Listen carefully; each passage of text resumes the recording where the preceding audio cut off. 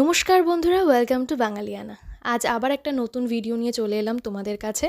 তো দেখতেই পাচ্ছ, বৃষ্টির দিন, গাছে দেখো কি সুন্দর মাধবীলতা ফুটেছে। তো এই বৃষ্টির দিন একটু ভাজাভুজি খেতে বেশ মন চায়।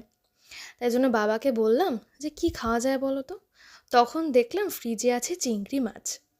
তো এই দেখো বড় বড় সাইজের চিংড়ি মাছগুলো আছে। আমি এই 5টা অলরেডি ছাড়িয়ে নিয়েছি। ততক্ষণ তোমরা গেস করো আজকে আমি কী বানাবো। তো দেখো, চিংড়ি মাছগুলো ভালো করে কিন্তু পরিষ্কার করতে হবে। তো বাকি 4টে চিংড়ি মাছ কীভাবে আমি ছাড়াচ্ছি তোমাদের সাথে শেয়ার করে নিচ্ছি। ঠিক আছে, আর আমি ধোঁয়াশা না রেখে বলেই দিই, আজকে আমি বানাবো গোল্ডেন ফ্রাইড প্রন। তো দেখো চিংড়ি মাছগুলো আমি কিভাবে ছাড়িয়ে নিয়েছি, কারণ চিংড়ি মাছ যদি ভালো করে পরিষ্কার না করা হয় তাহলে কিন্তু চিংড়ি মাছ খাওয়ার পর নানা রকম পেটের সমস্যা হতে পারে। এবং চিংড়ি মাছ যেহেতু এমন একটা জিনিস যেটা অনেকেরই অ্যালার্জি থাকে, তাই জন্য চিংড়ি মাছ কিন্তু ভালো করে পরিষ্কার করে ধুয়ে তবেই খাওয়া উচিত। তো দেখো, আমি চিংড়ি মাছের ঘাড়ের দিক থেকে ভালো করে ছুরিটা দিয়ে কেটে এই যে কালো কালারের যে সুতোর মতো যে দড়িটা থাকে সেটা টেনে বের করে নিয়েছি।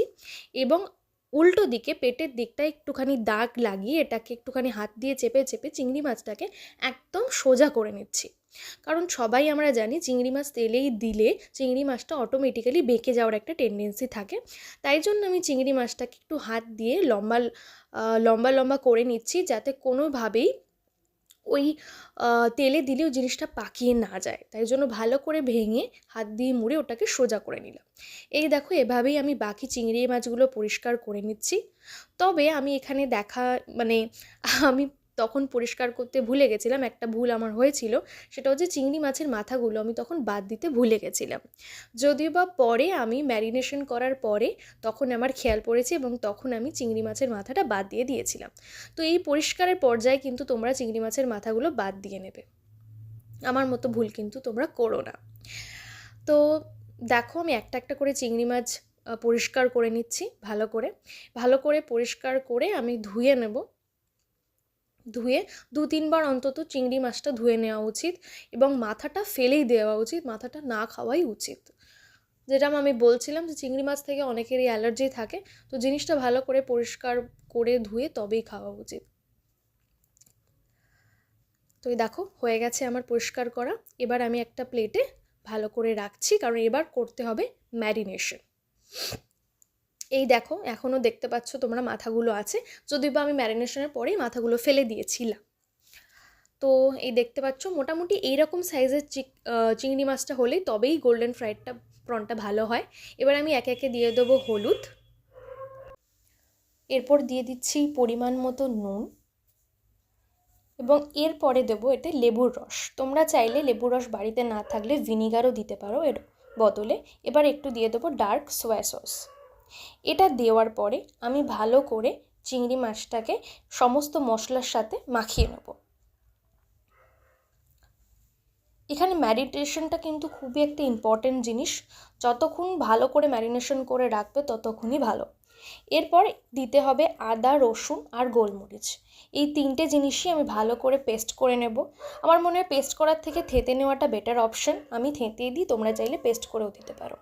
এটা দিয়ে আমি এটাকে মাখিয়ে রাখবো মোটামুটি 15 মিনিট থেকে আধ ঘন্টা। ঠিক আছে, এই যে দেখো, এখন তোমরা ক্লিপসে দেখতে পাবে যে আমি মাথাটা পুরোটা বাদ দিয়ে দিয়েছি, ফেলে দিয়েছি, এবং মাথার মধ্যে যেগুলো ছিল সেটাও আমি বাদ দিয়ে দিয়েছি। এবার আমি ভালো করে মশলাগুলো দিয়ে হাত দিয়ে মাখিয়ে নেব।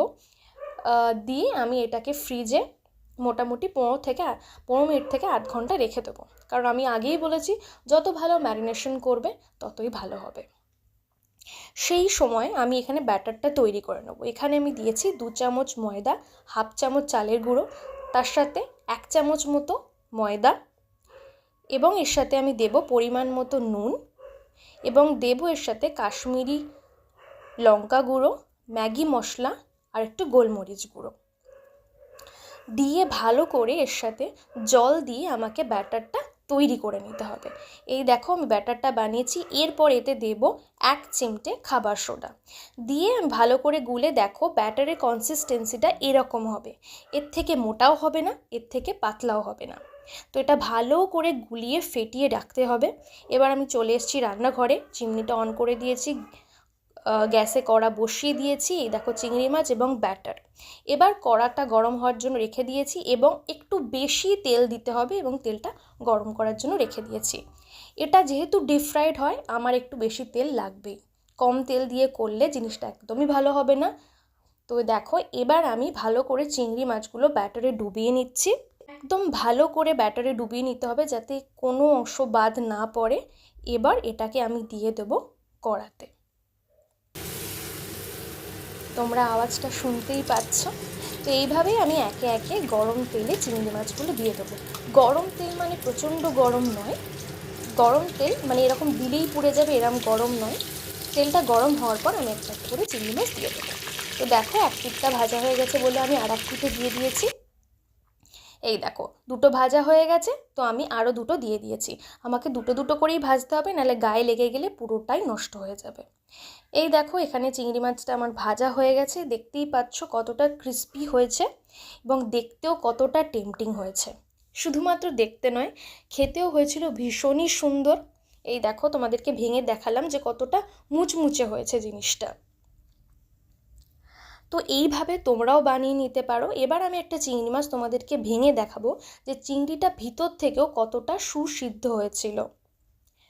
আসলে এখানে চিংড়ি মাছের ম্যারিনেশনটাও দরকার এবং ব্যাটারটাও দরকার, ভীষণ ভালো করে বানাতে হবে। তাহলেই তোমরা খুব কম টাইমে একদম বিয়ে বাড়ির মতো গোল্ডেন ফ্রাইড প্রন বাড়িতেও বানিয়ে নিতে পারো। এই দেখো বৃষ্টির ওয়েদার, বৃষ্টি আসবে, আমি বানিয়ে নিয়েছি বাড়িতে। তোমরাও বানিয়ে নাও খুব সহজেই বাড়িতে বিয়ে বাড়ির মতো গোল্ডেন ফ্রাইড প্রন। আর আমাকে অবশ্যই জানিও তোমাদের এই ভিডিওটা কেমন লাগলো, আর বাড়িতে নিজেরাও বানিও। টিল দেন সবাই ভালো থেকো, সুস্থ থেকো, আর চ্যানেলটাকে অবশ্যই সাবস্ক্রাইব করে দিয়ে আমাদের পাশে থেকো। টাটা।